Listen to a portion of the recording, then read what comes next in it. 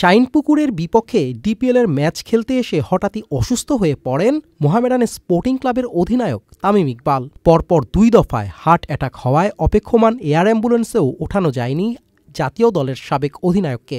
পরে তামিমকে সাভারের KPJ specialised হাসপাতালে এনে লাইফ সাপোর্টে নেওয়া হয়। তাৎক্ষণিকভাবে করা এনজিওগ্রামে 2টি ব্লক ধরা পড়লে রিং পরান কর্তব্যরত চিকিৎসকরা।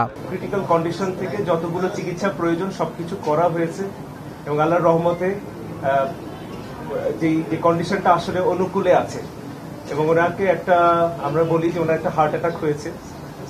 এইটার জন্য একটা এনজিওপ্লাস্টি এবং একটা স্টেন্ট করা হয়েছে। আল্লাহর রহমতে স্টেন্টিংটা খুব স্মুথলি এন্ড এফিশিয়েন্টলি হয়েছে। আল্লাহর রহমতে আমরা করতে পেরেছি। আমরা হোপফুল যে উনি আসলে ভালো হয়ে আমাদের মাঝে আবার ফিরে আসবেন। দুপুরের পর জ্ঞান ফিরলে স্ত্রী আয়েশার সঙ্গে কথা বলেন তামিমকে দেখতে 19তম বোর্ড সভায় স্থগিত করে বিসিবির সভাপতি, পরিচালকরা ছাড়াও ছুটে আসেন মুশফিক মাহমুদুল্লাহ তাইজুলের মতো জাতীয় দলের সতীর্থরা। জ্ঞান আসছে, ভালো আছে এখন। আপনার সাথে কি কথা হয়েছে ভাই? আমার সাথে কথা হয় নাই, ওর ওয়াইফের সাথে কথা বলছি। Thank you. অবস্থার উন্নতি হলে মঙ্গলবার দুপুরের পর ঢাকায় স্থানান্তর কিংবা দেশের বাইরে উন্নত চিকিৎসার জন্য নেওয়া হতে পারে তামিমকে। হাসপাতাল কর্তৃপক্ষ যথেষ্ট আন্তরিক এবং যথেষ্ট চেষ্টা করছে ওর আরও বেটারমেন্টের জন্য।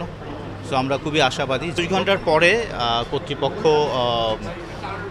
ওর প্যারামিটার্স দেখে আমাদেরকে বলবেন যে ওর শারীরিক অবস্থাটা কি, সেটার উপর ভিত্তি করে ওর পরবর্তী পদক্ষেপ নেওয়া হবে।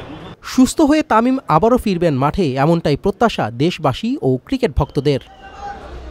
আদিল আহমেদ শান, চ্যানেল আই, সাভার।